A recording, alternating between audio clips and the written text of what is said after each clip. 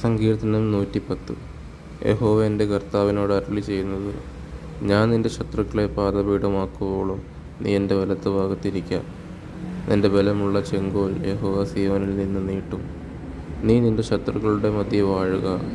നിന്റെ സേനാദിവസത്തിൽ നിന്റെ ജനം നിനക്ക് സ്വമേധാദാനമായിരിക്കുന്നു. വിശുദ്ധ വസ്ത്രാലങ്കാരത്തോടുകൂടെ ഉഷസ്സിൻ്റെ ഉദരത്തിൽ നിന്ന് യുവാക്കളായ മഞ്ഞ് നിനക്ക് വരുന്നു. നീ മൽക്കീസദേക്കിൻ്റെ വിധത്തിൽ എന്നേക്കും ഒരു പുരോഹിതൻ എന്ന് യഹോവ സത്യം ചെയ്തു അനുതപിക്കുകയുമില്ല. നിന്റെ വലത്ത് ഭാഗത്തിരിക്കുന്ന കർത്താവ് തൻ്റെ ക്രോധ ദിവസത്തിൽ രാജാക്കന്മാരെ തകർത്തുകളയും. അവൻ ജാതികളുടെ ഇടയിൽ ന്യായം വിധിക്കും. അവൻ എല്ലായിടവും ശവങ്ങൾ കൊണ്ട് നിറയ്ക്കും. അവൻ വിസ്താരമായ ദേശത്തിൻ്റെ തലവനെ തകർത്തുകളയും. അവൻ വഴി അരികെയുള്ള തോട്ടിൽ നിന്ന് കുടിക്കും. അതുകൊണ്ട് അവൻ തല ഉയർത്തും.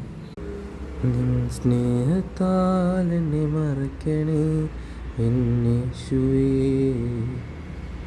നിൻ ശക്തിയാൽ എന്നെ പൊതിയണേ എന്നേശുവേ.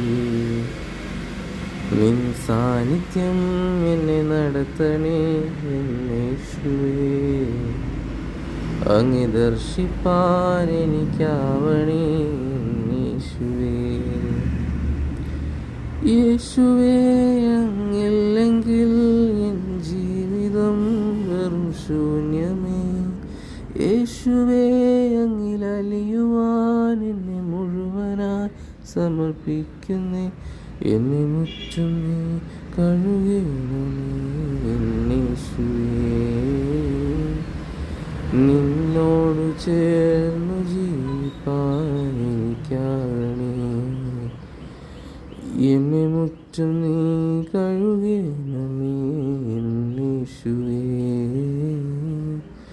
നിന്നോട് ചേർന്നു ജീവിപ്പാൻ ഇടയാകണേ.